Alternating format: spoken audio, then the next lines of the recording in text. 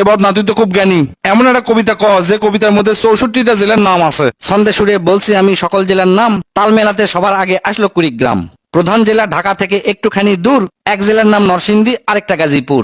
জয়পুরহাট ও লালমনিরহাট দুইটা জেলার নাম, রাজশাহীর নাম উজ্জ্বল করছে মিষ্টি স্বাদের আম। পাহাড় ঘেরা বান্দরবন ও সিলেট খাগড়াছড়ি, ময়মনসিংহের কিশোরগঞ্জে এই লেখকের বাড়ি।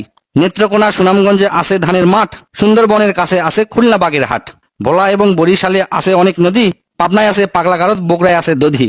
পাশাপাশি দুইটা জেলা টাঙ্গাইল জামালপুর, আরো দুইটা জেলা হলো কুষ্টিয়া যশোর। মনের মতো একটা জেলার নাম তার মাগুরা, দন্তানতে নারায়ণগঞ্জ, নাটোর ও নওগাঁ। দন্তানতে আরো 4টি জেলা বলতে আমি পারি, নবাবগঞ্জ ও নোয়াখালী, নড়াইল, নীলফামারী। গঞ্জদিয়া মানিকগঞ্জ হয় আরো মুন্সিগঞ্জ, গোপালগঞ্জ হয়, হবিগঞ্জ হয় আরো সিরাজগঞ্জ।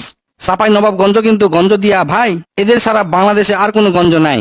রংপুর আর রাঙ্গামাটির নামটা রঙে রাঙা, নামের জন্য আরো সুন্দর চাঁদপুর চুয়াডাঙ্গা। কক্সবাজার নামের জেলা আছে সাগরও পারে, পঞ্চগড়টা পড়ছে বন্ধু দেশের এক কিনারে।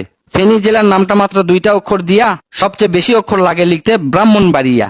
6টা অক্ষর লিখতে লাগে মৌলভী বাজার, এদিক থেকে শরীয়তপুর সমান তাহার। শেষের দিকে এসে দেখি বসছে পুরের মেলা, নামের শেষে পুর লাগানো অনেকগুলো জেলা। পুর দিয়ে ভাই শেরপুর আছে পিরোজপুর, মেহেরপুর ও মাদারীপুর, আরো দিনাজপুর। ফরিদপুর ও লক্ষ্মীপুর এই দুইটা জেলার সাথে পুরের পালা শেষ করিয়া গেলাম বরগুনাতে। আসার পথে কুমিল্লা ও ঝালকাঠি সহ ঘুরে এলাম রাজবাড়ী, তার সঙ্গে ঝিনাইদহ। গাইবান্ধার নাম বাদে থাকে আর মাত্র এক হালি, তাদের মধ্যে একটা জেলার নাম পটুয়াখালী। এখন শুধু বাকি আছে 3টা জেলার নাম, এদের মধ্যে একটা জায়গা হইল চট্টগ্রাম।